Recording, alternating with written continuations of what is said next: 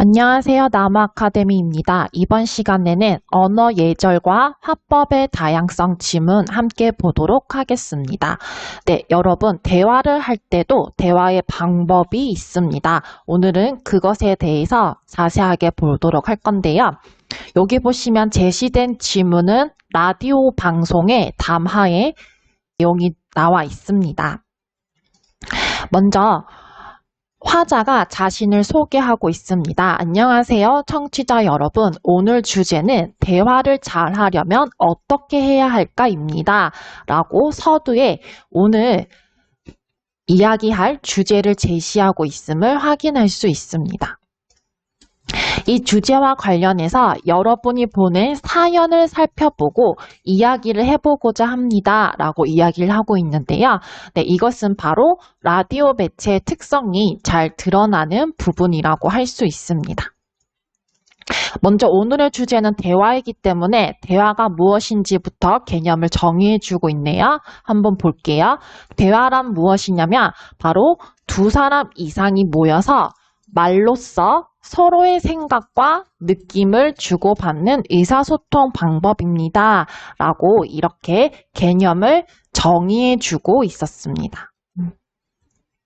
자, 그 다음 화자의 말하기 방식을 보도록 할게요. 여러분은 대화하면서 어려움을 느낀 경험이 있나요? 라고 묻고 있고, 또 대화하다가 마음의 상처를 받거나 반대로 상대방에게 상처를 준 적은 없나요? 라고 묻고 있습니다. 네, 어떤 표현 방식이 쓰였죠? 네, 맞아요. 질문의 방식을 사용하고 있죠. 이것을 통해서 어떤 효과가 있을까요? 네, 맞습니다. 청중의 경험을 환기하고 있음을 우리는 알 수 있습니다. 자, 그 다음 사연이 5개가 제시되어 있는데 각각의 사연에 맞게끔 아래에서 이 라디오의 화자가 설명을 해주고 있습니다. 첫 번째, 상황과 대상에 맞게 언어 예절을 갖추어 대화해야 한다는 것입니다. 특히 대화할 때는 무엇을 지켜야 하냐면 서로 적절하게 순서를 지키며 말을 주고 받아야 합니다. 네, 여러분 이것을 바로 무엇이라고 하죠? 네, 맞아요. 대화의 원리 중에 하나인 순서 교대의 원리를 이야기하고 있었습니다. 우리는 말을 할 때 혼자 계속해서 말하거나 상대방의 말을 가로채면 대화가 원활하게 이루어지지 않겠죠. 그리고 상대방을 존중하면서 공손하게 말을 해야 합니다. 자, 여러분 이 부분은 무엇을 의미할까요? 네, 맞아요. 바로 대화의 원리 중에 하나인 공손성의 원리를 이야기하고 있었습니다. 자, 그렇다면 언어 예절이란 무엇일까요? 라고 역시 질문을 던지고 있는데 이에 대한 답을 보도록 할게요. 바로 상대방을 존중하고 배려하는 마음을 언어로 표현하는 방식이 사회적으로 관습화된 것을 바로 언어 예절이라고 합니다.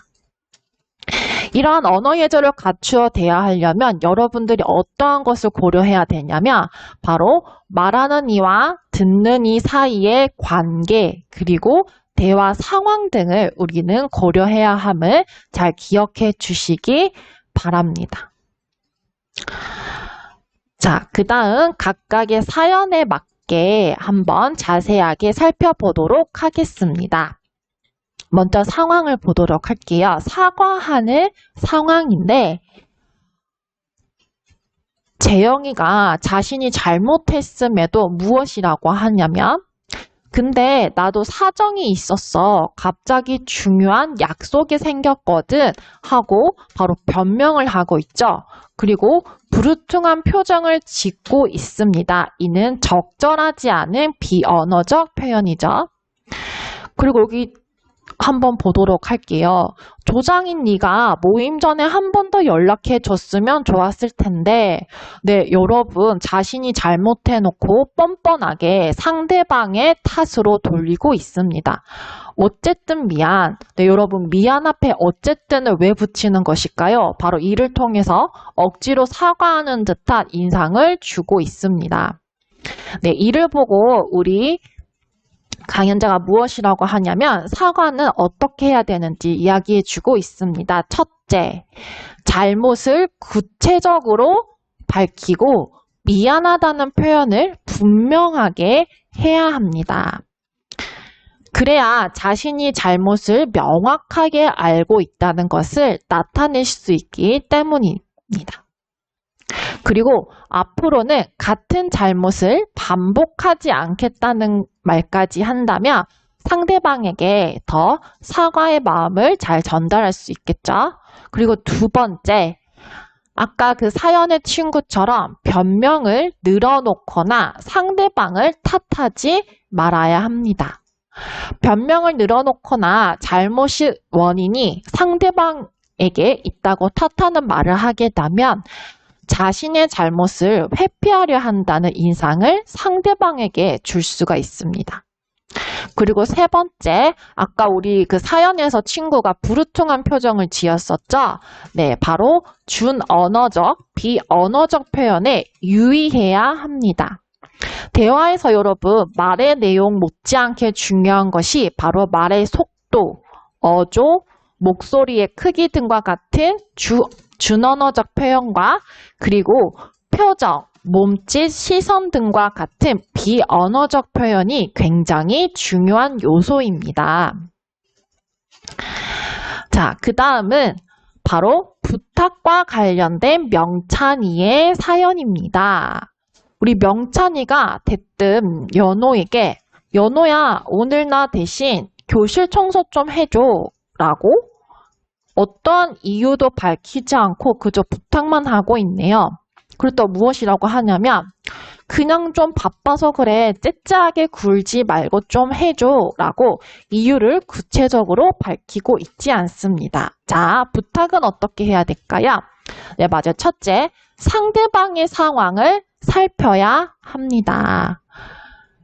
그리고 두 번째, 상대방이 부담을 덜 느끼도록 공손하게 표현해야 합니다. 네, 여러분 이것을 바로 우리가 무엇이라고 하냐면 공손성의 원리 중에 바로 요령의 경륜에 해당합니다. 요령의 경륜은 무엇이냐면 상대방의 부담을 최소화하면서 자신의 의견을 이야기하는 것이죠.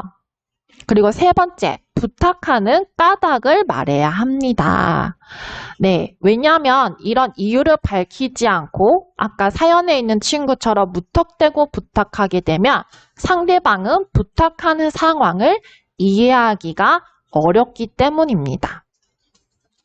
그 다음, 듣기 말하기 방법이 굉장히 다양하다는 것을 이해하고 존중해야 합니다.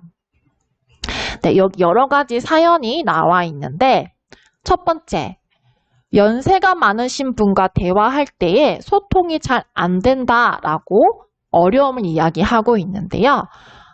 네, 바로 청소년 세대는 신어, 준말 등을 자주 쓰고 노년 세대는 예스러운 표현을 많이 씁니다.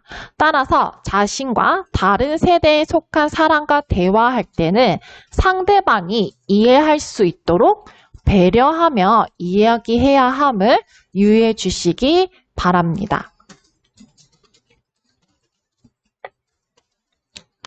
그리고 두 번째 보도록 할게요.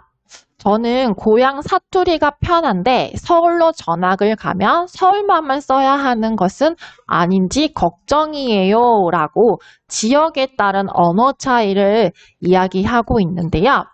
네, 여러분, 그 지역 방언은 그 자체로 가치를 지닙니다. 따라서 지역 방언의 특성을 인정하고 존중하는 태도를 지녀야 합니다.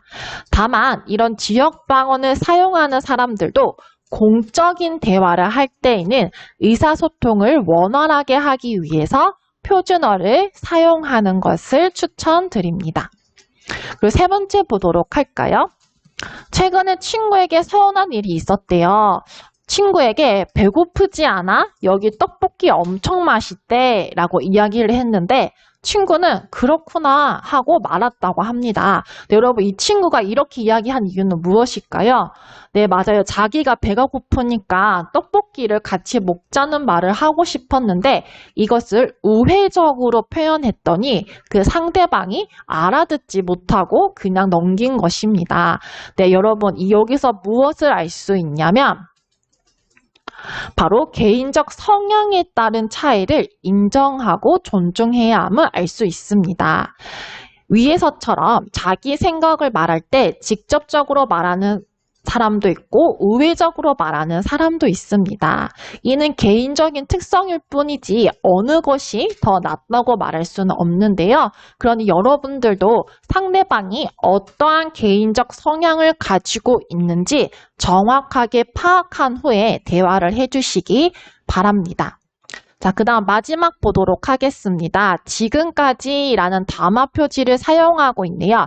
아마도 앞의 내용을 정리를 해주려는 것이겠죠.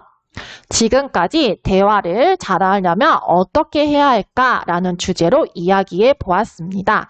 대화를 원활하게 하려면 상대방이 어떤 사람이고 어떠한 상황에 놓여 있는지를 먼저 살펴야 하고 그리고 상대방을 배려하고 존중하는 듣기 말하기 태도를 지녀야 한다라고 이렇게 라디오 방송의 내용을 정리해주고 있었습니다.